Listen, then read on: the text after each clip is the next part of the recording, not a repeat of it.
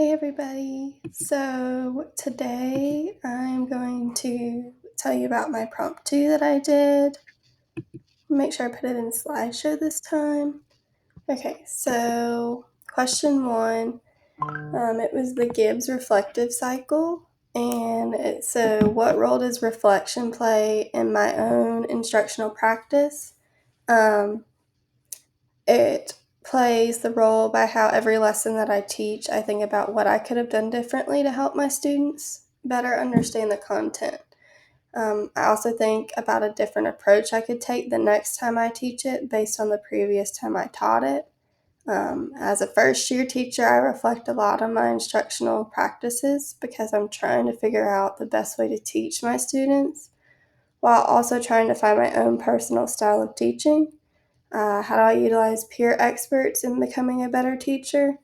Um, by asking questions about the content and what was the best way they found to present the information to students from their experiences. They have helped me a lot this year with it being my first year.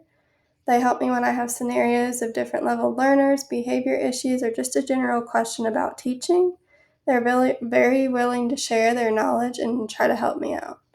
In what capacity does my prior knowledge and student experience influence my own growth as a teacher? Um, by how my classes I have taken in my undergraduate and graduate programs have provided me with some good resources to refer to.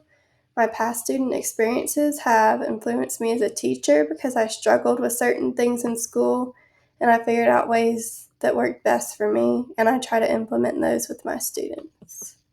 That's where I found my information. There's my reference page.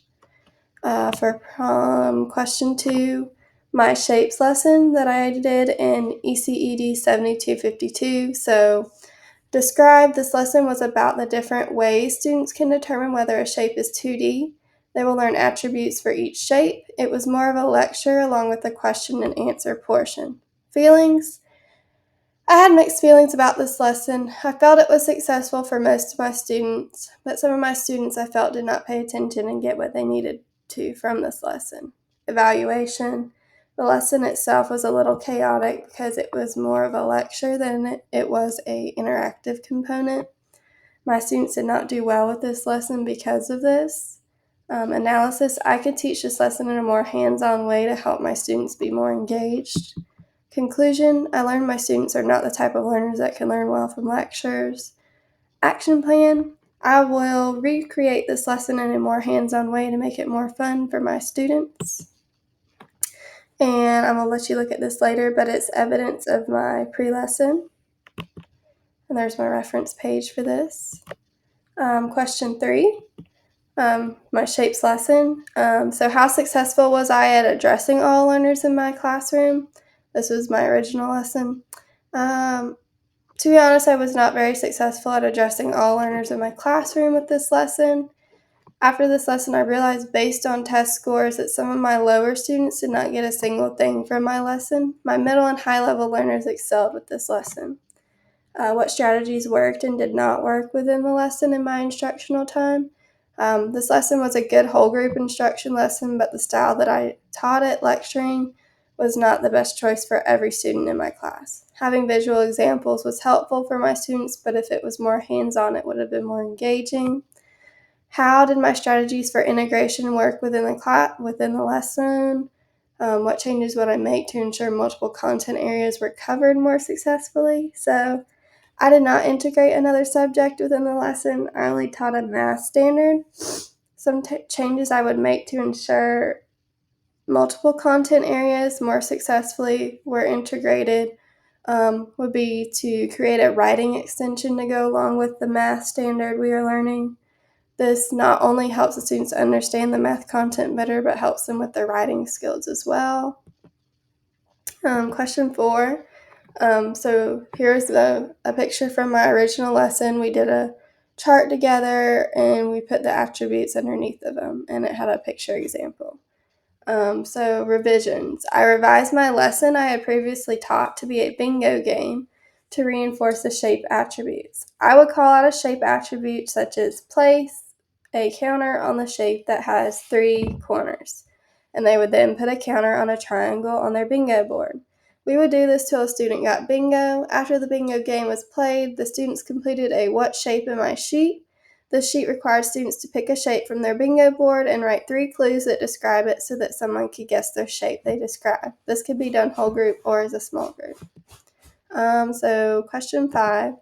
My evidence of a revision. So this would be my shape bingo video that I revised. I'll let you watch that later, but there is the link. Some evidence of my revision. So this is what I was talking about, the "What shape am I," the writing component that I added on.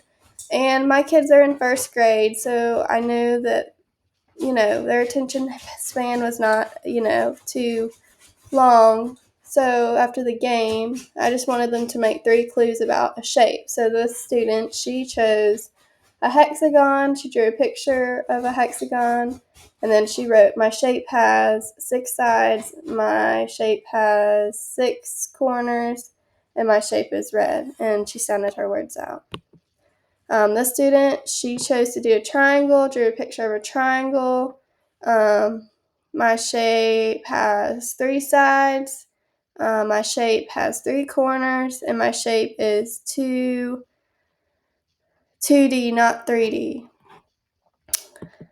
So analyzing video of my revision lesson, I'll let you watch that later, but that's the part of the video I analyzed. So in this part of the revised lesson, my students are participating in a shape bingo game I created.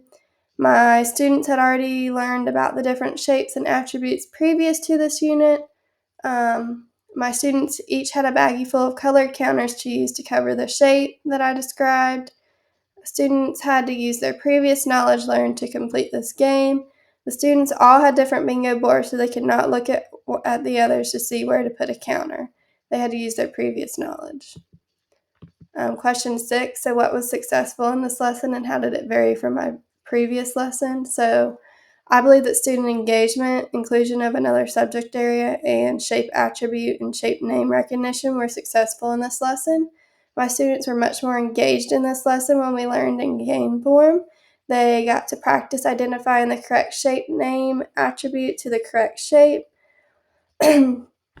They got to use their writing skills to make the clues for someone to guess their shapes, and they got to sound out words.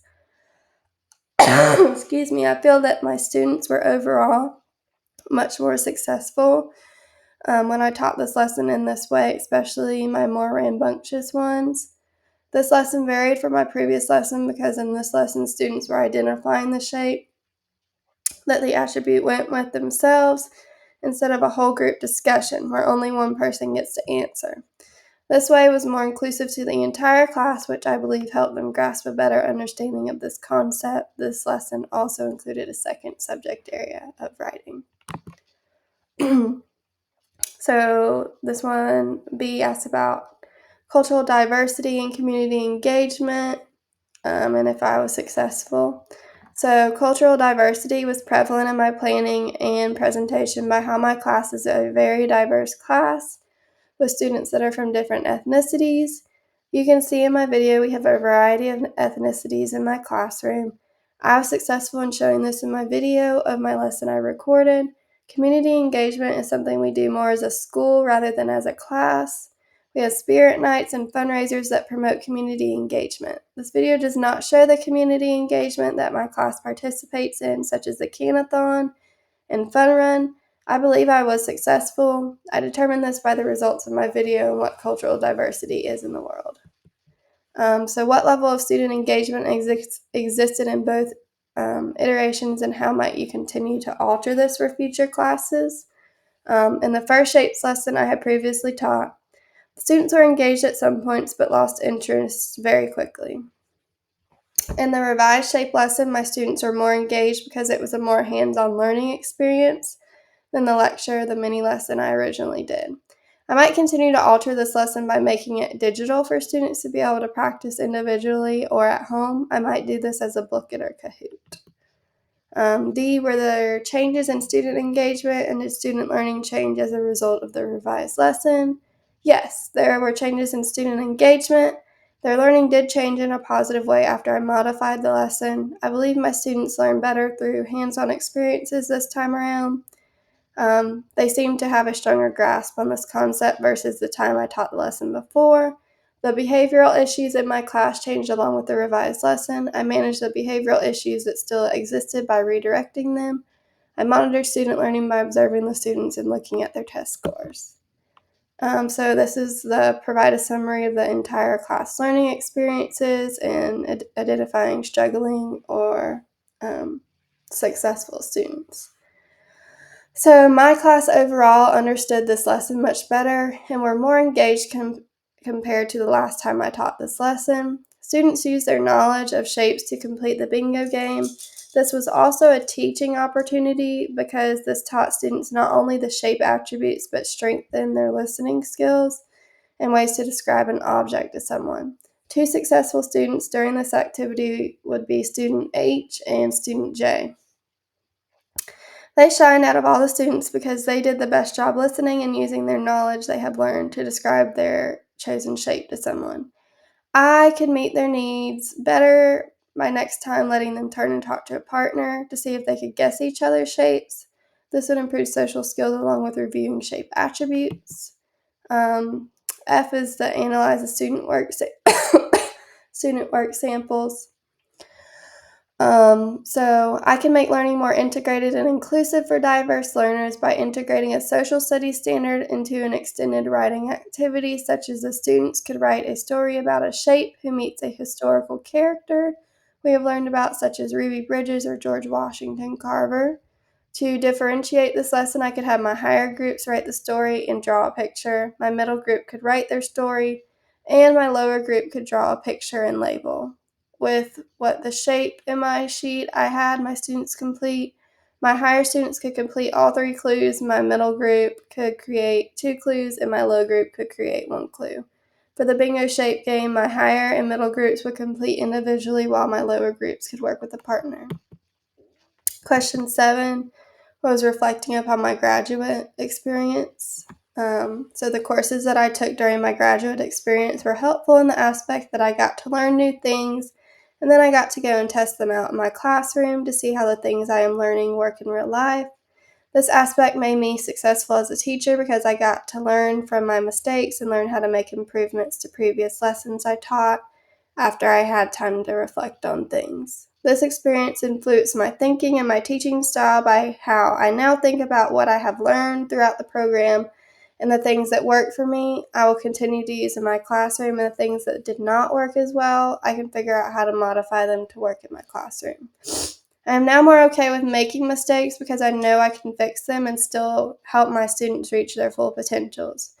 A few classes that would have been very helpful to me as a teacher would be a class that teaches more about tiers and all the information about that, and MTSS information, a class that teaches you how to deal with different kinds of parents, and classes that go into more depth about behavior management and like the actual scenarios that could happen in the classroom.